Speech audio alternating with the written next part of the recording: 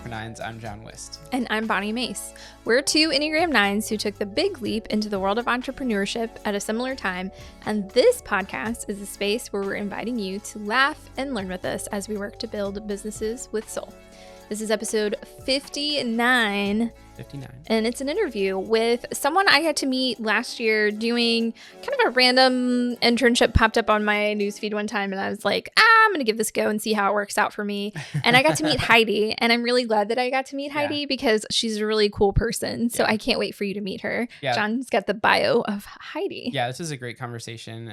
This is who Heidy is. I'm going to read it because I did not memorize this. So Heidy De La Cruz is a podcaster, podcast producer, and writer. She hosts the weekly personal development newsletter, Into My Thoughts on Substack, where she shares life experiences with life lessons, book reviews, and opinion pieces. Heidy is also the host of the award-winning podcast, The American Dream and the Eyes of Immigrants, where immigrants share their journey of coming to the United States. She also helps women entrepreneurs and busy moms who wish to start their podcast with digital products and a 6-week course. In her free time, Heidy enjoys reading, listening to podcasts, and making memories with her family. And we talked a lot about her podcast specifically and that journey. It's just a great conversation. Yeah, so please listen in. Yeah. So Heidy, it's awesome to have you. Thank you for joining us. We really appreciate you taking some time to be here. No, thank you so much for having me. I'm actually really, really intrigued about talking about my Enneagram number. Yeah. Because I haven't been on a podcast like this before. Okay. And I love that you guys do the deep dive before. Yeah. So I was like listening to you guys like talk about me and then like, oh, we're curious about this. So I like have notes here. Nice. That's awesome. Yes. You know, it's funny. I think we didn't do that at first. That's the deep dives like right before having a guest on is kind of like a newer thing. Last year we started maybe. So we always did the deep dive, but I don't know that we like necessarily had a guest picked out. Right. In mind. We were just like, we're going to do type this next or whatever. And so it's been kind of fun because I think maybe the past like 2 or 3 guests we've had after the deep dive have come with like sheets of notes. Yeah. And it's like, okay. Yes. Awesome. Legit. Yeah. Okay. So we'll get there, but let's just start with your like entrepreneurial journey. Like tell us a little bit more about what you do and how you got here and maybe even where you're headed. Yeah, so I host the award-winning podcast, The American Dream and the Eyes of Immigrants, where I interview immigrants about their journey coming to the United States. And we talk about life, how it was back in their home country. We talk about like their journey coming, cultural shocks that they experienced here, and then like how they adapted to living here, if anybody helped them and things like that. And so that started in April of 2022. So I am going into 3 years now, which is so crazy to think about. Awesome. So that's really how my entrepreneurship journey started. Well, I lied. Hold on. Before I started the podcast, I was trying to like figure out like different projects. So like I sold journals for a little bit. I even opened a t-shirt shop. Nice. With me and my husband. I was like designing t-shirts. I did that for like a month and a half and then I shut that down. I was like, this is not for me. Nice. It's grueling. So I tried a little bit of things to see what would stick. Okay. And when I finally was like, okay, God has put this podcast in my heart since 2019. Like, let me explore that. And so, that's what it was. That's awesome. That's awesome. I guess you've talked about the inspiration a little bit, but tell us more, even a little bit more about the inspiration, not only for starting the podcast, but then growing that kind of beyond just your own podcast into helping other people start podcasts and things like that. So tell me how, like, what was the trajectory for that? Yeah. So launch the podcast and then, you get into this podcasting world, right? You get connected with other podcasters. I joined a lot of Facebook groups for podcasters trying to find guests, just trying to find support too, because no one around me does a podcast or was doing a podcast.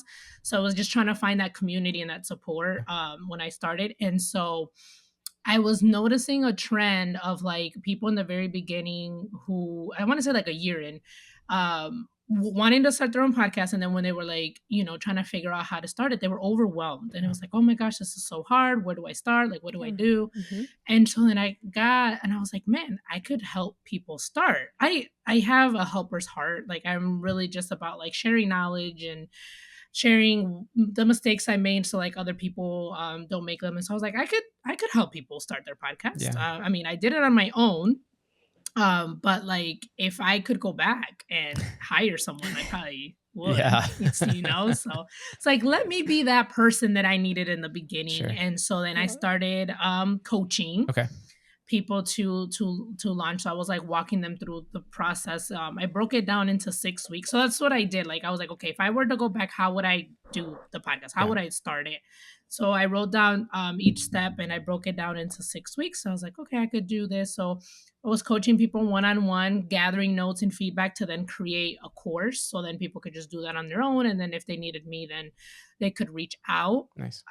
So I did that for a little while. And then I started doing, I have digital products now. So like about podcasting SEO. I have an ebook about launching a podcast and just like different also free resources too to get people in, into the email list and things like that. Cause I also blog about podcasting, just again, helping people like, how to market, how to be a guest and things like that. So I guess I've always been multi-passionate about like helping people, sharing things and kind of having that creative outlet outside of my 9 to 5. Yeah.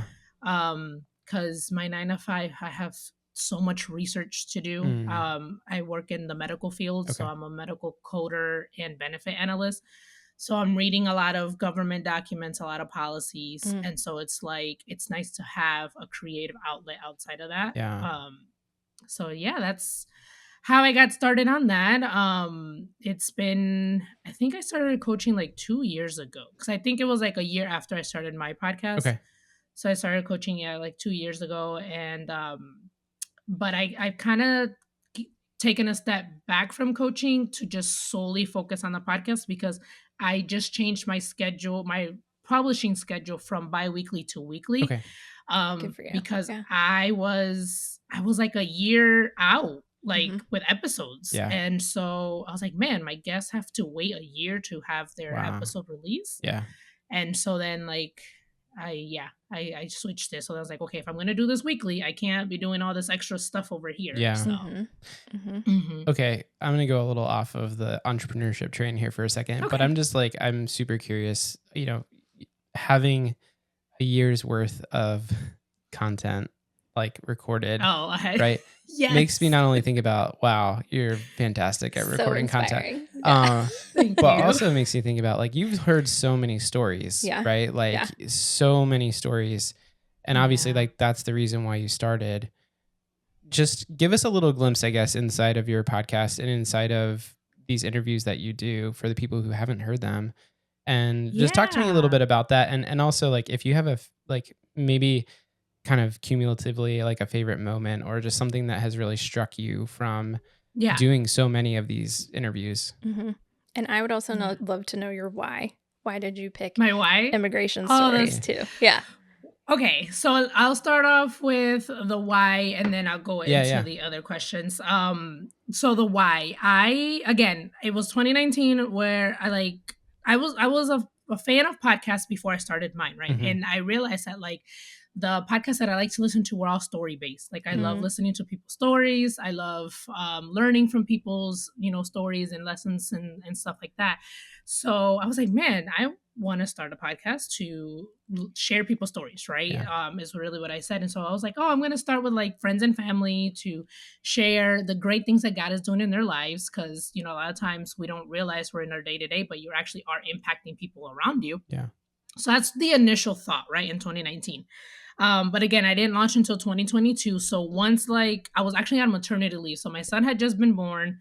I was like, okay, I have time now. I can start this podcast. Yeah. And so I started researching how to launch. And so as I'm researching, trying to gather like, what do I need? How often am I going to publish? And then it got to the point, it's like, okay, what is this podcast going to be about? So I came across an article on Medium and it was a immigrant from Kenya. And she was sharing each culture shock that she experienced once she moved to the United States and how that diminished her confidence. And that stuck with me because I was like, we don't talk about that. Like, we don't hear about immigrants' experiences once they get here, Yeah. like what happens. Yeah. And my parents are immigrants. My husband's an immigrant. I'm surrounded by immigrants. Like, my whole family immigrated from the Dominican Republic. And so, Yeah. like, I've heard bits and pieces of their stories. I've heard, them reminiscing about back home.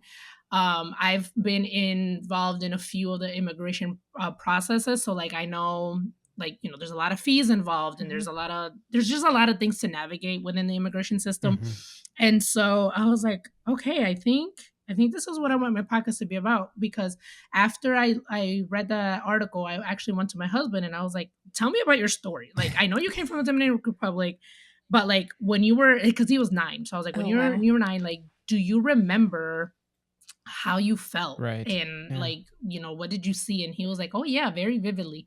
So it's something that like he still remembers to this day, his feelings, how he thought he was so excited to move to the United States, and things like that. So as I was listening to his story, I was like, okay, that's what the podcast is going to be about. We're going to share immigrant stories. I don't want to get into the politics of it. There's already enough of that. I just want to highlight stories, like just share. Yeah. So that's how I got started on that. And now, John, you're going to have to remind me what the other questions were. So then I can answer Yeah, this. no, I'd say just kind of dovetailing off of that, like, what maybe some of, kind of your favorite moments from. Oh, yes, because I'm a year talked out. to so many people. Yeah. Yes.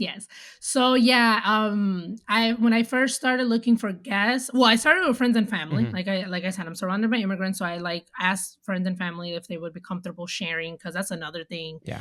With sharing these stories, you have to be very compassionate, empathetic, but then also like careful. Because it can be triggering, it can be sensitive and things like that. So I'm very careful about that. So I was asking, friends and family, like, hey, are you open to sharing? Fortunately, I had a few people say yes. And so like after the 4th episode, like that's when I was again involved in Facebook groups, and then I was sharing about my new podcast about immigrants. And since then, it's just been people coming like to be a guest on, or like people sharing and recommending others to be a guest. And so so then I got to the point where I was like a year out, which was great, but then I felt stressed because I was like, man, they have to wait so long for their episode to be released. And so then that's when I switched over to the weekly. But listening to so many of these stories, I've learned a lot, and I love it. Like it's when I finish a podcast at recording, I'm at like this high. I'm just like, oh my God, that was great. Like, and I'm usually telling my husband about it. Like as soon as I'm done recording, I'm like telling him like what we just talked about, how it went. And I have this like high of just like, oh my gosh, this is so exciting. Yeah. So yeah, just learning a lot from, history, depending on which country they come from, just learning, a lot of world history. And usually my favorite moments on the show is people just get so comfortable and like open, and that we've had a few tears within the show. Things get emotional and things like that, but it makes me feel good that they feel safe enough with me to get open and vulnerable and share. Yeah. So those are a few of my favorite moments of the show. That's awesome. Well, thank you for sharing, and we'll definitely obviously have the podcast in the show notes so people can go check it out too. But we'll link it. Okay, let's pivot to Enneagram. And so just really quickly, Bonni, can you do like 30-second Enneagram 6 overview? 30-second Enneagram 6 in case you didn't listen to the last episode. But you should go listen to it. But go listen to the deep dive. So 30 seconds is not enough. No. Enneagram 6s are called the faithful guardians, and this is because they're very trustworthy and loyal and community oriented, which you're already hearing in Heidi's story. The core motivations of a type 6 the fear is what I like to say, being surprised by fear, because 6s are the most prepared number on the Enneagram. If it's going to happen, they can tell you it was going to happen. And so what's the worst thing is that they could be unprepared for something they couldn't see coming. And then what you desire is safety and security and support from your community. What the weakness is anxiety, but this isn't clinical. This is simply the compulsion to continually look ahead and never be present in the moment. And then what they long to hear is you're safe. Yeah. So that's the 30-second. But awesome. Definitely go back and listen to that episode. So we talk a lot about it. We talked a lot in the deep dive, Heidi, about how we were curious to hear your story because we know sixes who... We're very close with some sixes. Who have maybe thought about entrepreneurship, but just kind of won't quite go all the way to take the step into it. And so kind of, I think this is a good question because it's, you have a longing for security or for safety.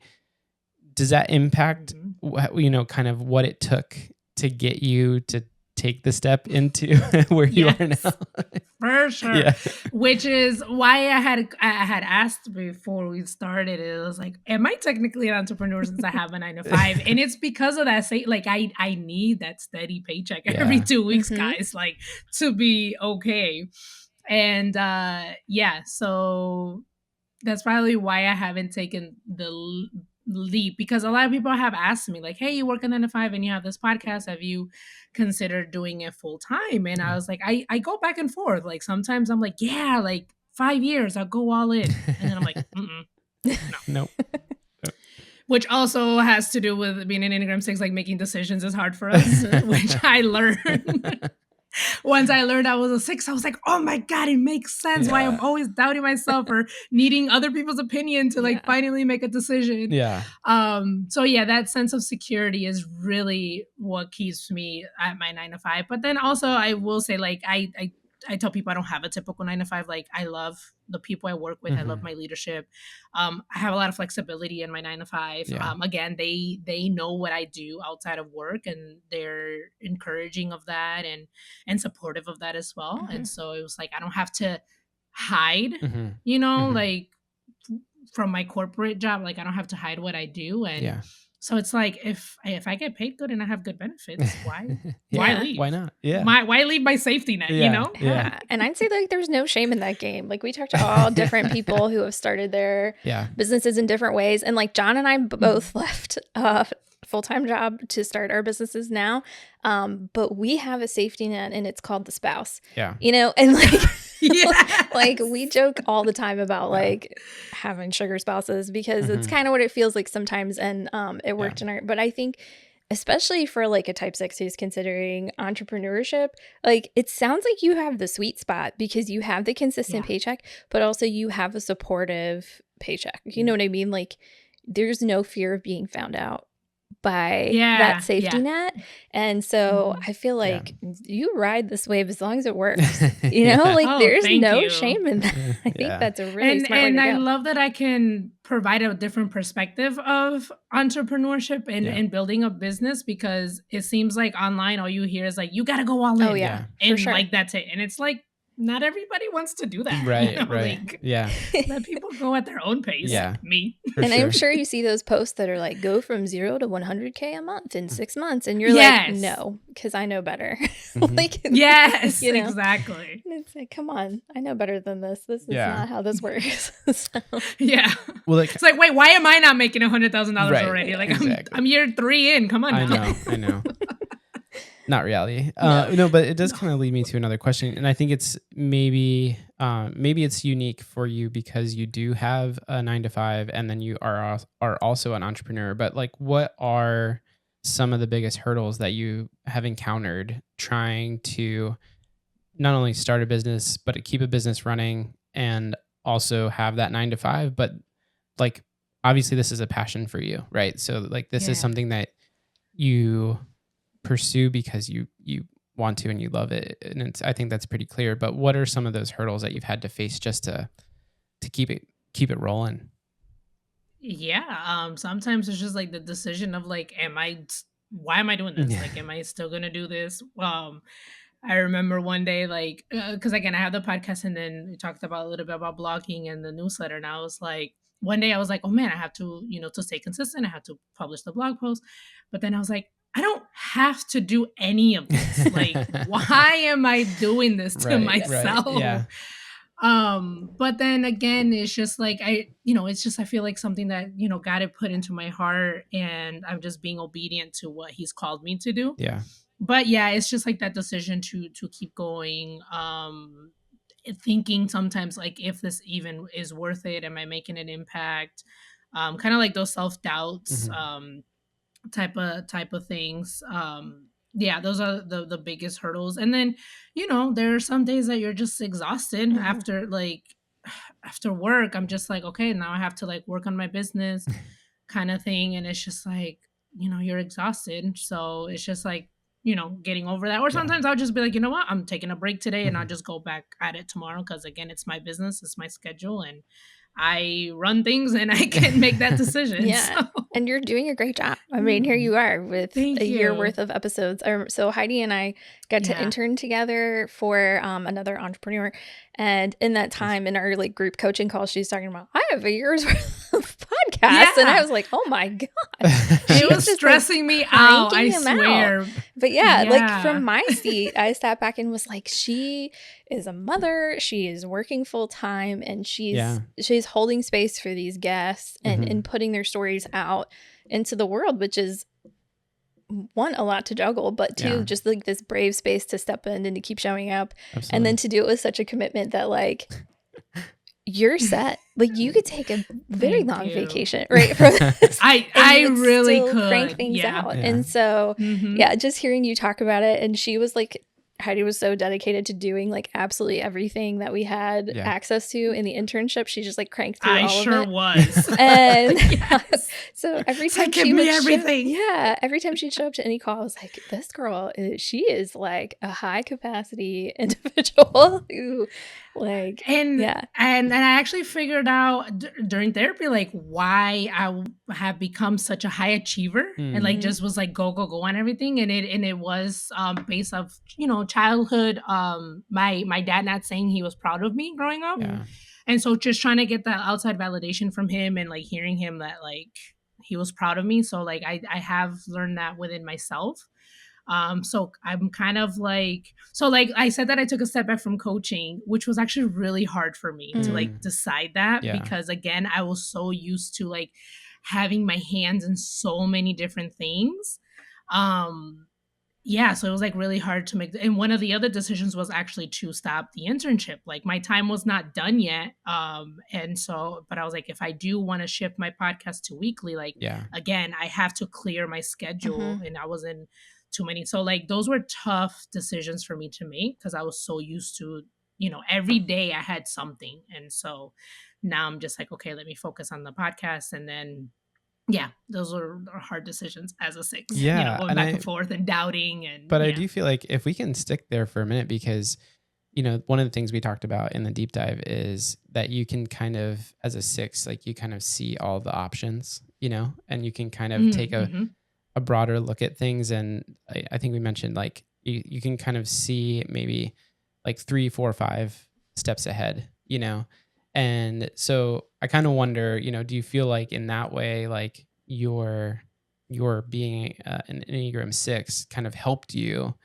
to kind of assess the situation and say like, like if I keep going and running in this direction, something, I'm going to lose something or I'm going to run out of steam or burn out. Burn out. Yeah, exactly. Yeah.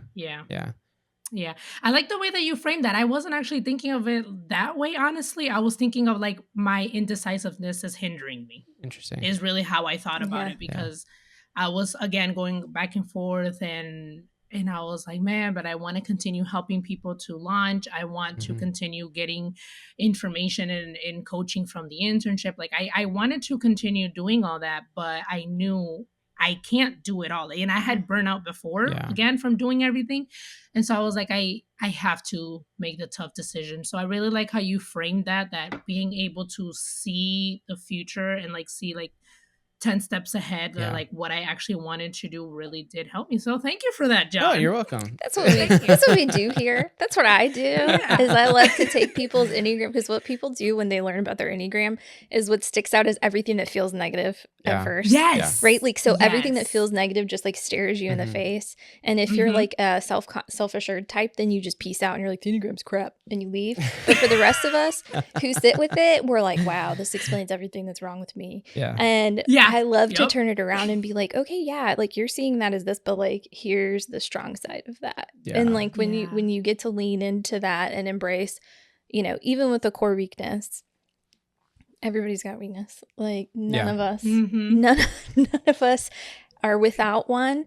And it's when we get brave enough to say, this is my pal weakness. And that means, like, for Enneagram 9s, our weakness is sloth, but not because we're lazy, because we don't know what we want. We also share the indecision gene with 6s. Okay. And so now that I know this about myself, I can say, if you're going to ask me what I really want and it's important, like, I'm going to need twice as long, maybe 3 times as long, to really get down to it for myself. And no, you cannot say any words about what you think I should do, because then I'll just latch onto that and be like, yes, this is my lifestyle. Like, this is what I want. Yes. Yeah. But then what that does is when I feel the conviction of like, no, this is truly what I want to do, it's so real. So yeah, there's the weakness and it slows me down. But when I embrace it and make it part of my process, then it just builds me up, and then it makes my decision stronger, and it makes me show up as a more whole person. So welcome to the bright side of the Enneagram. Yeah, I do want to say I loved how you mentioned in the deep dive, so go listen to it if you guys haven't listened to it, that everyone needs a number 6 bestie in their life. Yeah. So I totally texted 2 of my good friends and was like, okay, you're welcome. I'm your bestie number Enneagram 6. Yes. So I will say I did fully embrace that. Nice. Good. When I heard It's true. Yeah. I mean, I stand behind it. Yeah. No, I mean, I'm married to one, so no buyer's remorse here.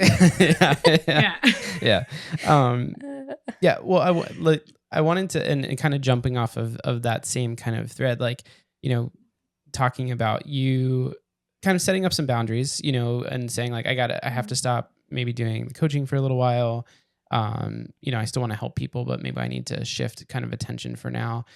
Yeah. Also going back to the fact that you're working 9 to 5, you're a mom. Talk to us about like work-life balance. Like how do you, because I think this could be another unique thing. Like, you know, from the deep dive, like my wife sits us down and we do calendaring all the time, and that's totally her, right? Like that is her jam. So I feel like, you know, hit us with some knowledge of like, how do we do all this stuff? Well, yes. Well, like I mentioned, I did get burnt out, and I was like, I don't want to feel this way again. Cause you know, when you first start your journey, you want to do everything yesterday, everything at once yesterday. Yeah. And so I definitely was doing that. And so I got to the point where I burnt out, and I was like, okay, I need to set up a schedule. Yeah. Is really what I did. So like now I have a weekly schedule. It's like, okay, on this day I'm writing, on this day I'll record. And then actually just recently I blocked my recording schedule for just Mondays and Tuesdays, because I was recording whenever people had availability. So I was recording 7 days. I would just do 1 recording per day. Like, cause I remember in the very beginning, I did like one day, I did like 3 recordings, and I was like, oh my God, this is a lot. Like, I can't, no. So like I would do like 1 recording, but like, again, I was open all week. And so I was like, okay, no, now I need to like really set a strict schedule as to like, okay, my recording days are Mondays and Tuesdays. One day I have writing, one day I have editing. In marketing, because I do everything myself for the podcast. And so that's what really helps me. Yeah. And I've also learned to like listen to my body. Again, when I am feeling stressed out, or when I am feeling like, okay, maybe I don't have the energy for this today. Cause I know like I can't push myself to write or push myself to record, because it's not going to come out good. It's like, you know, and when I do something, I want to give it my best. Yeah. So I definitely paying attention to my body. My husband keeps me in check a lot, I will say. He's an Enneagram 9. And so he peacemaker, you know, but he really, you know, he was there with me when I was burnt out, and he doesn't want to see that happen again either. So he'll remind me like, hey, maybe you should take a rest, take it easy, and things like that. So Okay. a lot of people always ask me like, oh, how do I do everything that I do? Mm-hmm. And honestly, it's because of him. Like, he is the biggest support that I have. He believes in the mission of the podcast. He believes in what I'm doing. And so he's very, very supportive in everything. But if I didn't have him, like, I probably would not be able to do. I guess it goes into the Enneagram 6 as having my safety net, my security Yeah. within him. So he's the biggest help. And like, even when I need to make decisions, like, I'm like, babe, help me. Like, I don't know what to do. Should I do this? Should I do that? And then he's not even like an entrepreneur, Yeah. but he has like such good wisdom that it just, he gives me good advice. And so I was like, okay. And and then he knows me, so he'll probably tell me like, okay, this is what you're saying, but this is what you're really saying. Like, this is what you really want. And I'm like, Yeah. you're right. Yeah. So That makes sense. I Yeah. love that. Nines have a good way of hearing what's underneath of what you're saying. And so I love that he brings that for you. Yeah. That's really good. It's really good. Kind of, I guess, jumping off of even that, like, you're so work-life balance and having kind of this big picture, of where everything lands and what you want to do and being passionate about your mission. What are the things that you've seen that have really encouraged you about entrepreneurship, and what are the things that you've kind of had to, it's similar to a hurdle question, but kind of maybe the more difficult things, entrepreneurial specific, that you've kind of had to battle through in order to get to where you want to go? Yeah. Thinking that I'm not further ahead than what I should be. I had the bad habit of comparing myself a lot on the internet. And again, like we talked about the post, like $100,000 in a month. Like, it's like, okay, well, why am I not making that? And so that, like, the comparison game was really big on me. And then, like, getting in my head, it's like, okay, I should be further ahead and things like that. Like, I should try to bring consistent income through this podcast and things like that. But then it's like, no, I'm just sharing stories. Yeah. Like, that's the main thing of it. So just, that journey, man, it really is a roller coaster, because again, like, you have those days where it's like, yes, I can take over the world, I can do this full time, and then the next day you're like, no, I can't do this. No, I can't. I give up. I'm gonna burn it all to the ground. Yeah. Type of thing. But yes, that's that. usually the me talking myself out of not burning everything to the ground. Yeah. Yeah. I have a question. Go for it. Yeah. Okay. So Enneagram 6, your focus is safety and security. You make the leap and you start a podcast about immigrant stories. And you don't want to be political. And now here we are. Right? Oh. So if this is too far, you let me know. But here we are, and people want to make it political, right? They want to make it some kind of way, and you are continuing to humanize the stories. What's happening on a global or on a national scale is the dehumanization of people trying to find a better life in America. And you are saying absolutely not. But you're an Enneagram 6.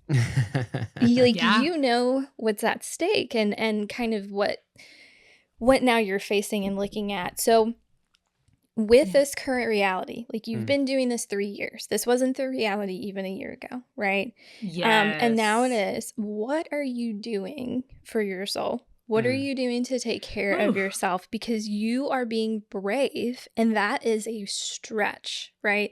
Like, you're looking at all the risk, and instead of saying, I'm going to self-protect, right? Which is a normal, natural thing for an Enneagram 6 to do. You're saying, no, you're going for the high side in your growth line of a 9 and saying, what matters is wholeness and community and humanization and peace, for crying out loud, for these people who are just seeking opportunities that we already have in this country. So, what I say about people reaching for their growth path is it's like swimming upstream, like against the current, right? It's exhausting. It's very tiring. So for you, we talk about on this podcast, building a business with soul, which part of that is not burning out, but part of that is staying so committed to what you feel called to do, Yeah. and doing it in spite, right? Even when the Oh my paychecks gosh, aren't yeah. rolling in all the time. So what Mhm. does that look like for you right now as you continue pumping out these immigrant stories and holding space for people to Yeah. share their experience in the world we're in now? That is such a really good question because yes, when I started this podcast, it was different. It was completely different, and I was like, yes, diverse voices, inclusion, and all that. And then all of a sudden, like, it's not. That's not what we're talking about anymore. Mm. And so, yeah, I actually got to the point where I was like, what's the point? Like, I'm doing this podcast, and what's going on in a national level is completely different than what I'm trying to do. Like, what is the point? Is there even a point in all this? So I actually did get really emotional and was like, I don't think I should continue with this. And I'm pretty, yeah, I posted it on Threads, and I had so many people was like, no, we need these stories now more than ever.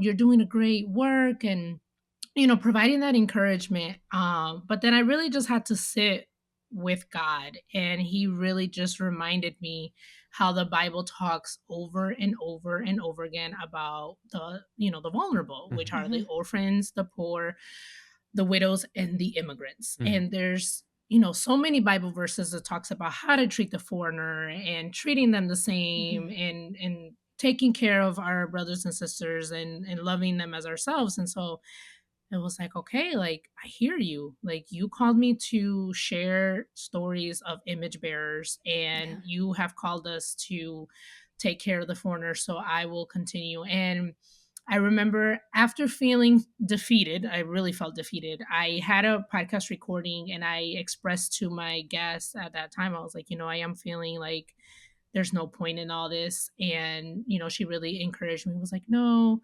I'm so thankful that you're doing this. You're providing a safe space for us. There's not a podcast like this out there. And then after we finished recording, again, I had that high that I was talking about, and I was like, how can I give this up? Mm. Like, Mm. feeling how I'm feeling afterwards, every single time I record, it lets me know that I'm in alignment of what God has Yeah. called me Yep. to do. And that's what's kept me going. When I ever get any feedback, either from guests or listeners, messages or anything like that, I screenshot them to look back on those days that I am feeling down. It's like, That's why so am I good. doing this? Mm-hmm. And to kind of provide that encouragement, it's like, okay, like, it really, the work really does matter, Yeah. even though, like, the day to day doesn't feel like it matters in the big picture, it does. So Mm-hmm. yes, I have been trying my best to keep the politics out of the stories, but we know everything is political, Mhm. and so I just want to stick to the stories and highlighting the stories. However, like, if I do interview like an immigration attorney, we definitely talk about laws and policies, and things like that. and Yeah. and so I've definitely learned a lot.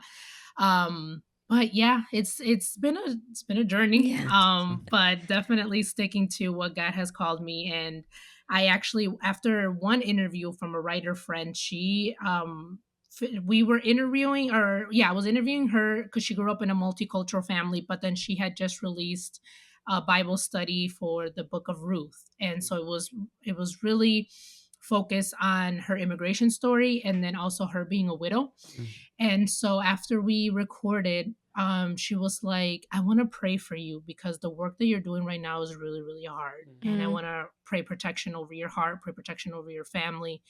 And so as she was praying for me for the work and protection, like, I cried because I was like, man, like, there are, very hateful people out there. So, like, anything, can happen at any time. So it's Mm-hmm. just like, yes, Lord, like, I'm doing your work, but Mhm. like, please protect me and my Yeah. family, Mm-hmm.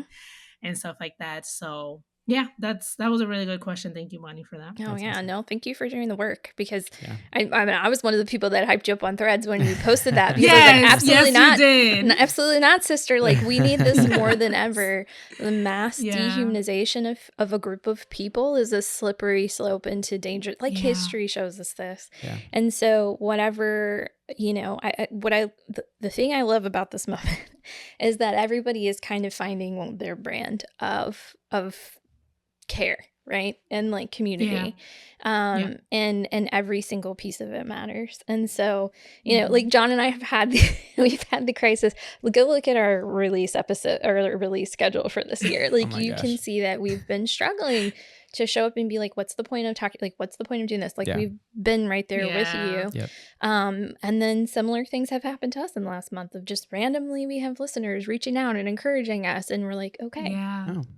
It's worth showing up, right? Like in helping people to find what is their thing. How do you do it in a way that's uniquely you? How can you do this in a way that's not about squeezing every last dime out of the situation, but instead bringing in beauty and goodness and soul into the world? And so that's kind of the people we end up interviewing here. Like we have never interviewed a get rich quick kind of person because it just doesn't align with what we hope to do. And so like major props. I have definitely been rooting for you along the all this time, just because of how sharply, you know, the narrative has changed so quickly, and your boldness to continue showing up is amazing. So what did you guys follow? I always strive to share the truth and love, you know, and you know, people can have their opinions or whatever, but it's like I strive more to share facts more than anything else. Like I'm not gonna try to convince you, you know, or anything. It's just like, okay, that's your opinion, but here are the facts. Like here's a process, here's how it works and things like that. So I just try to stick with that. And then, you know, people want to hate me for that, then hate me for that, but I'm gonna continue loving well. You know? You share facts and faces. Like those are the things that's what you do, right? Is like here's the facts of the matter and here's the faces that like live through the actual reality. Right. So that's fun work. Well, last question, because we've had a great conversation, but I don't want to keep you too late. So this is actually a question that I'm going to adapt a little bit from our normal questions. Okay. But it's a question that I ask you in the deep dive, and I want to know from you, Heidi, how do we love you well as like different Enneagram types, or even just as human beings? How do we love Heidi well, whether that's Heidi the podcaster, Heidi the mom, Heidi the Enneagram 6? Like, how do we love you well? Oh my goodness. I loved during the deep dive that it said, like, when I like just let them vent, like all the negative thoughts that, or like the things like, okay, this is what all the things that could happen, like just let the Enneagram 6 like vent and just listen to them. Like don't point out that it's negative. And it's literally like that. It's just like, okay, if I'm going through something, I usually go to my husband and like lay it all on him. And then he like tries to help me, you know, work through it. But loving me well is just like, just providing that encouragement, reminding that the work does matter, and that to trust myself in my decisions. Like trust yourself in your decisions will definitely be loving Heidi well. That's awesome. That's awesome. I love it. Well, thank you so much for coming on and sharing a little bit about what you're up to and about your journey as a type 6 and as multi-passionate individual and mom and all the things. Like it's so fun to talk to you and to follow you online. And you guys, if you're not following Heidi yet, go to the show notes, find all the places she exists on the internet and just listen, because what you do online, even in especially on Threads and sometimes on Instagram too, is like you're just honest. You know, I am. Like there's no like sugarcoating. Like you're honest with where you are, and it's a breath of fresh air on the internet where we're all trying to be like extra polished and ridiculous. So be sure you follow Heidi. Go subscribe to her podcast and listen to a few of these stories.